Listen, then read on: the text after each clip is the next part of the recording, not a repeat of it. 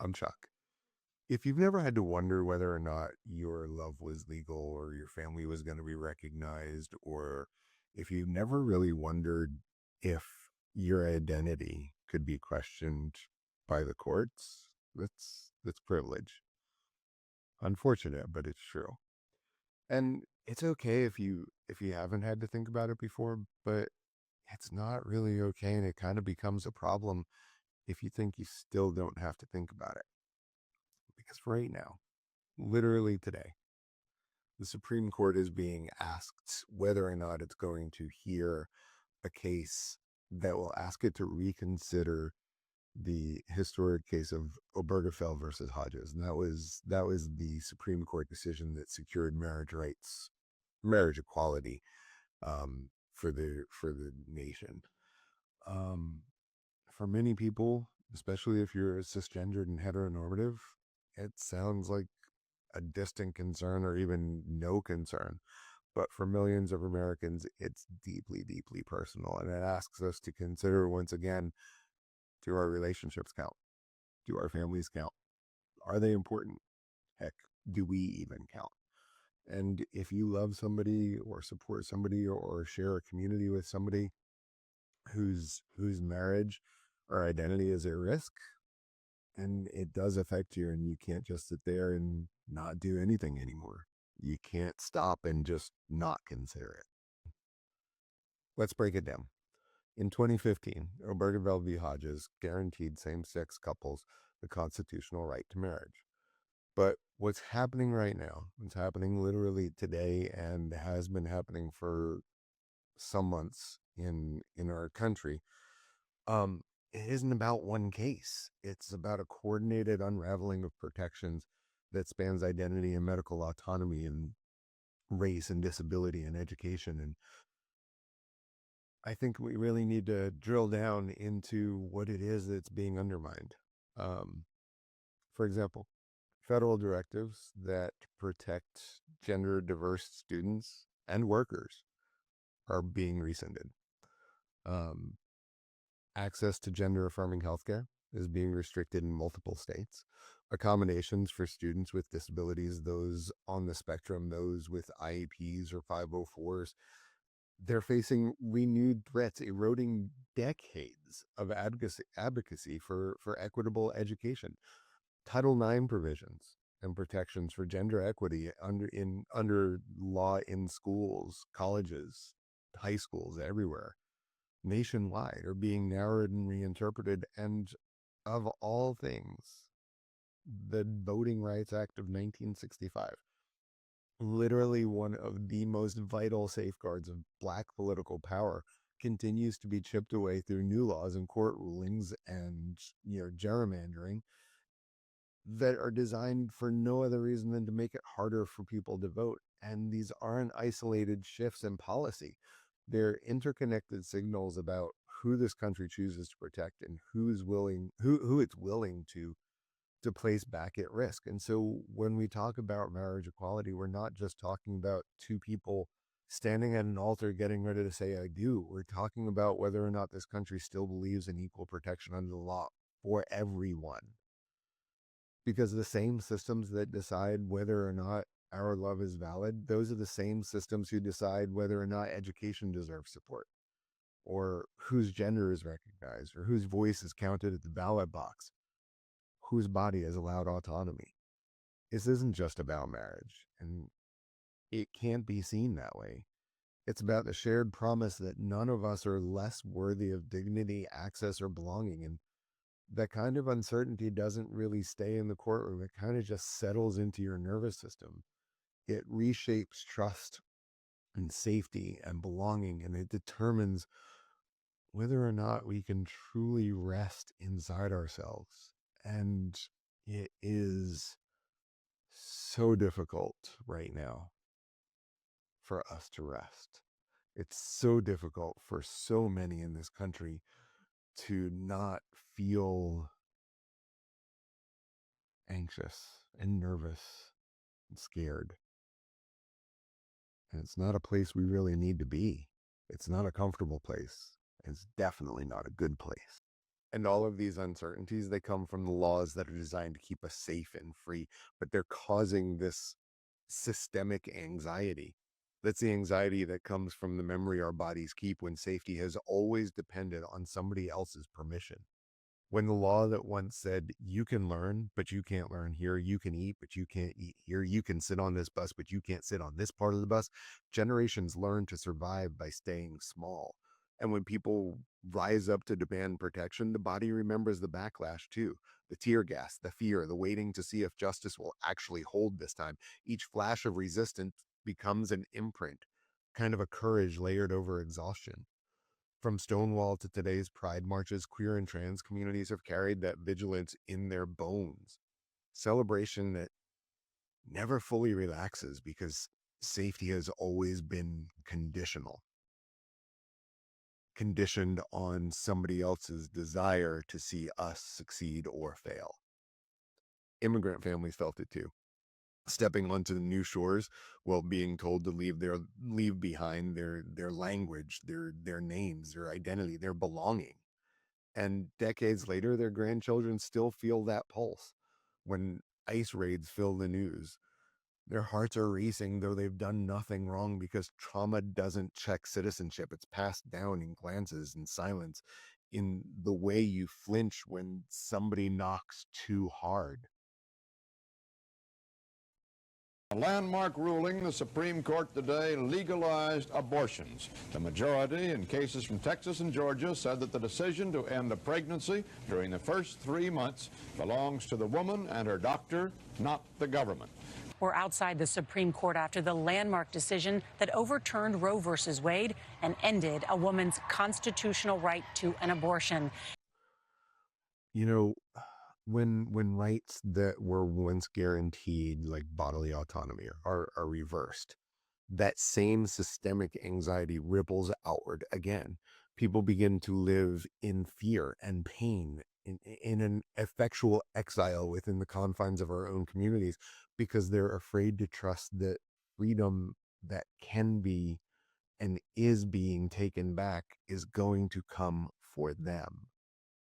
And that's kind of the pattern: progress, fear, backlash, repeat, over and over and over throughout the decades. And even when the headlines change, our nervous systems don't forget. This is what generational trauma is. This is what it feels like. The body keeping the score of promises that were broken. The anxiety doesn't end with the individual. It ripples through relationships, couples, families.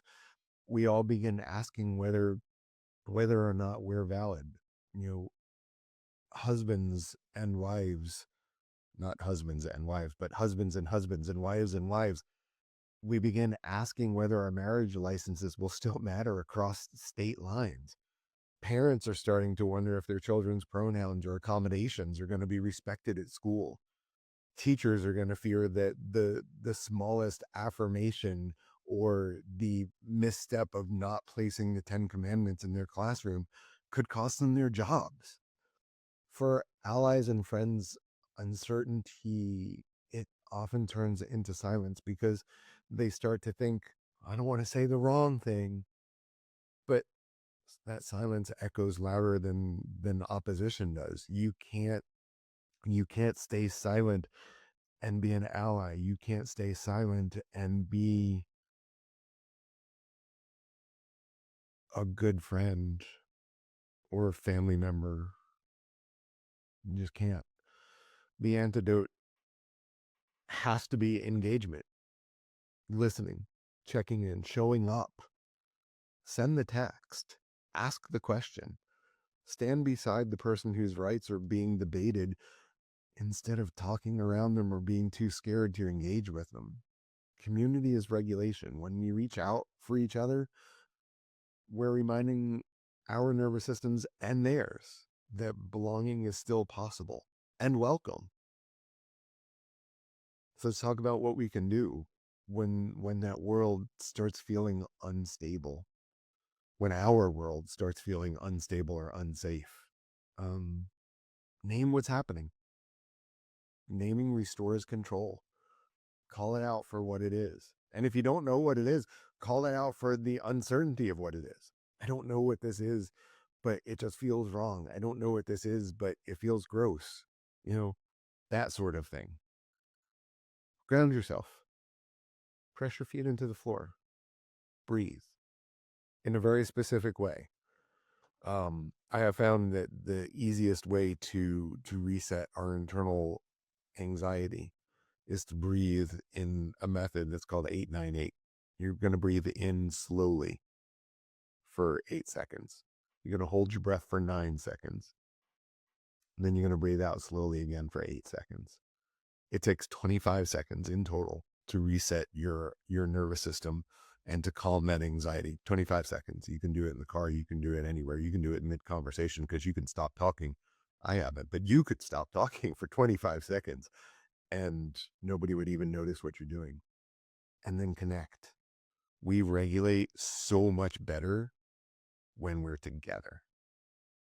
That awareness without connection, it becomes isolation. But awareness with connection, dude, that becomes healing. When that awareness and that connection happen, that healing happens, it happens with empathy. And empathy doesn't start anywhere other than inside, but it doesn't have to stay there. It can't stay there.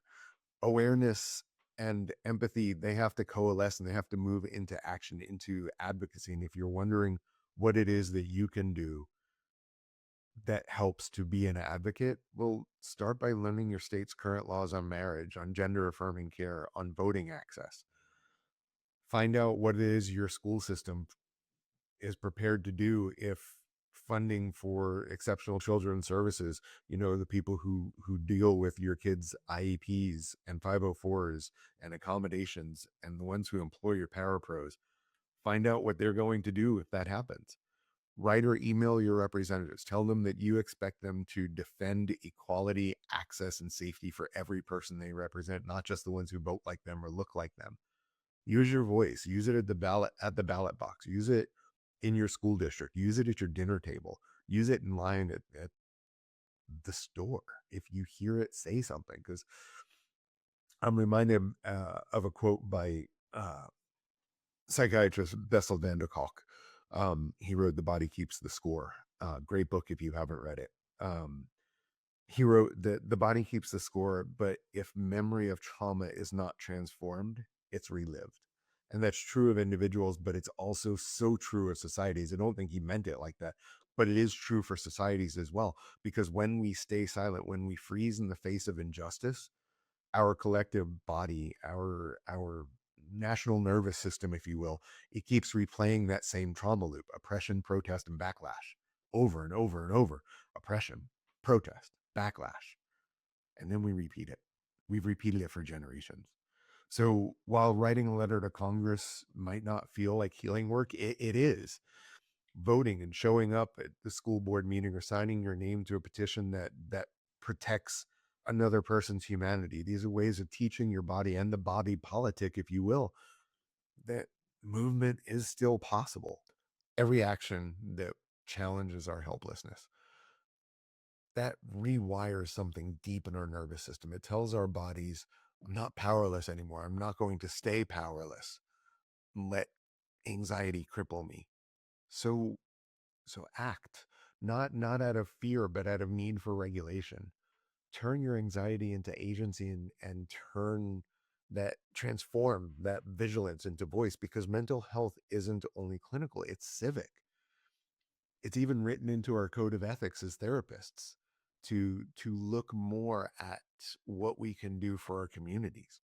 So the systems that we build shape the safeties our bodies feel, and our bodies need to feel safe right now. This moment is heavy, but that heaviness means that we're paying attention. Every generation has faced this test, whether it was on June 19th, 1865, when